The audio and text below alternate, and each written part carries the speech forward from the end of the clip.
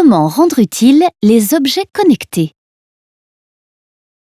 Les métiers de l'environnement sont en pleine mutation, notamment grâce à l'arrivée massive d'objets connectés dans les villes et les industries sous forme de capteurs et de compteurs intelligents, eau, électricité et gaz.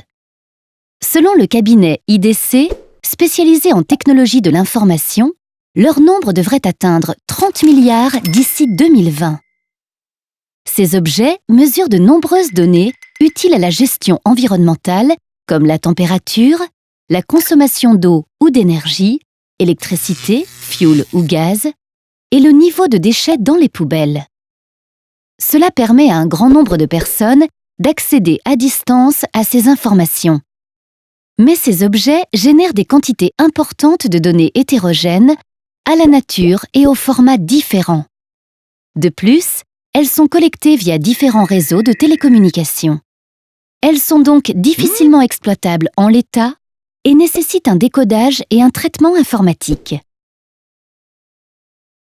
Pourquoi traiter ces données? Toutes les données n'ont pas la même importance.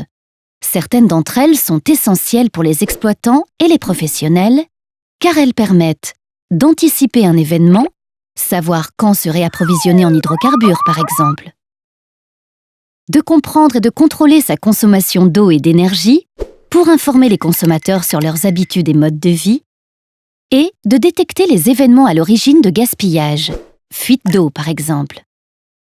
En couplant et en croisant certaines données, il est possible de créer un niveau supérieur de compréhension. Par exemple, mesurer la température autour d'un compteur d'eau permet d'identifier le risque de gel et d'en informer les usagers pour qu'ils agissent en conséquence. Comment traiter et rendre accessibles ces données? Il faut d'abord catégoriser chaque objet connecté, c'est-à-dire identifier les données qu'il mesure et comprendre comment il les transmet au système d'information. Ensuite, il est nécessaire de traduire ces données et de sélectionner celles qui sont pertinentes pour l'exploitant. Enfin, il faut les ranger dans des silos métiers pour faciliter leur accès. Par exemple, les données relatives à la température de l'eau sont rangées dans la gestion de l'eau et celles concernant les consommations d'électricité dans la gestion énergétique des bâtiments.